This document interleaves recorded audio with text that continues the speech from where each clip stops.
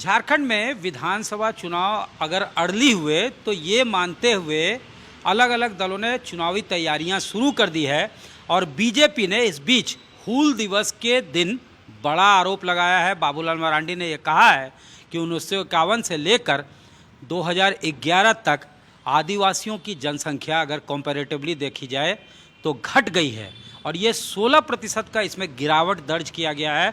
44% पहले था, अब आदिवासी जो है उनकी जनसंख्या सिर्फ 28% रह गई है, जबकि अल्पसंख्यकों की आबादी जो है वो बढ़ती जा रही है। यानी साफ तौर से उनका आरोप था कि जहां हूल आंदोलन जो है वो शुरू हुआ था उस इलाके में घुसपैठ हो रही है और आदिवासी का अस्तित्व जो है वो खतरे में आ रहा है। इस मुद्दे पे बातचीत करने के लिए हमारे साथ खुद मौजूद हैं कांग्रेस के प्रदेश अध्यक्ष राजेश ठाकुर। इनसे सीधे बातचीत करते हैं।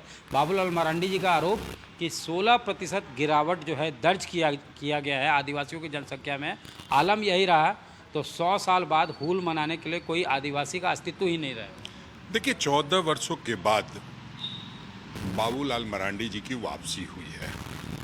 आज भी भारतीय जनता पार्टी के लोग उनको सेंसस के भी लगभग 14 साल हो ही गए, उनके शक की निगाह से देखते हैं और लगातार वो घिरे पड़े हैं। जिस तरह का परफॉर्मेंस रहा है उससे ये लोगों ने उनको एक तरह से नकार दिया है। भारतीय जनता पार्टी के विशेष करके जो कार्यकर्ता और नेता हैं उन्होंने नकार दिया कि इन्होंने किस तरह का सारा जाल बिछाया कि भारतीय जनता पार्टी को नुकसान हुआ है।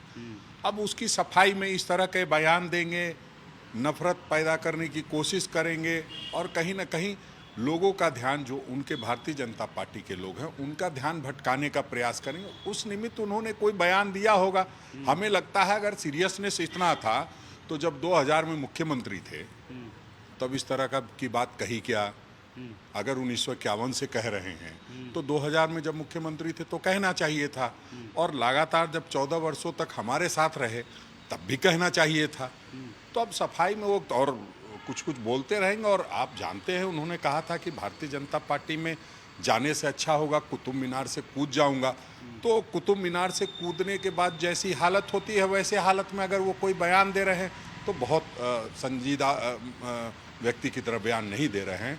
हम समझते हैं अगर कोई बात है, अगर इस तरह की बात है तो आपको उसके लिए बयान देने की ज़रूरत नहीं है, काम करने की ज़रूरत है। क्या करना चाहिए उनको? अब वो तो बेहतर भारतीय जनता पार्टी तय करेगी उनकी भूमिका। विषय किसका है? नहीं, विषय ये पूरे देश का है।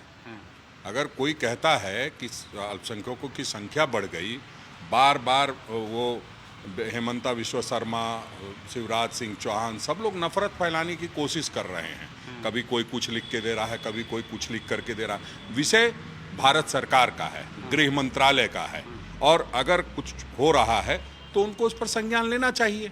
तो आपकी बॉर्डर सिक्योरिटी फेल है इसका मतलब। तभी इस तरह की बातें बार बार आप करते हैं, घुसपैठिए घुस रहे हैं। ये दायित्व किसका है? कॉमन मैन का, कॉमन सेंस की बात है कि ये दायित्व गृह मंत्रालय के अंतर्गत आता है और गृह मंत्री को इस संदर्भ में अपनी बात रखनी चाहिए, या रक्षा मंत्री को। तो उनसे तो बात करने की हिम्मत नहीं है। उनसे जैसे ही इस तरह की कोई बात करेंगे बाहर कर दिए जाएंगे। तो अब जो है बयान दे करके अपनी अस्तित्व को बरकरार रखने में लगे हुए हैं। बहुत उनके बयानों को कोई संजीदगी से नहीं लेता, ना ही जनता लेती है, ना ही भारतीय जनता पार्टी के लोग। लेकिन आप लोग जो हैं ये दावा करते हैं कि कांग्रेस, जेएमएम, आरजेडी जो है वो आदिवासी हित में ही काम कर रही है और आदिवासियों के साथ खड़ी है। अगर नहीं कर रही होती तो उसका जीता जागता प्रमाण है ना। अभी 5 सीट पर, 5 सीट पर वो लोग हारे हैं और हम लोग जीते हैं।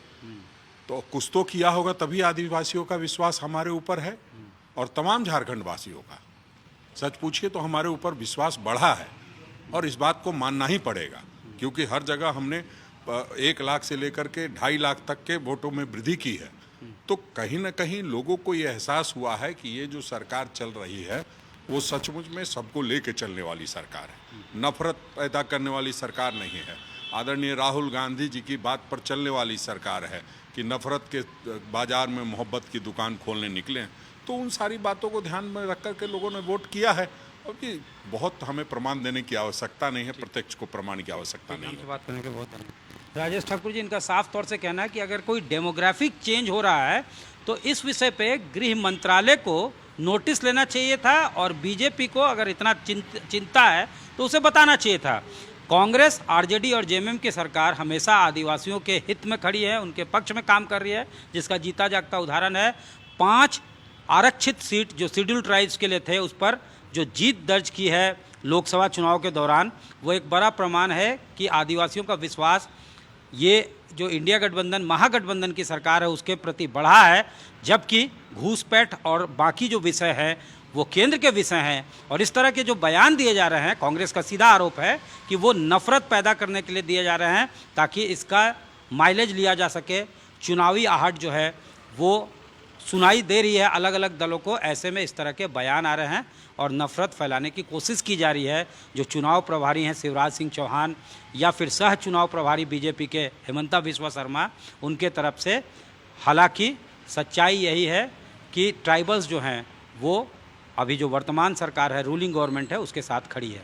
कैमरामैन राकेश तिवारी के साथ सत्यजीत कुमार, रांची आज तक।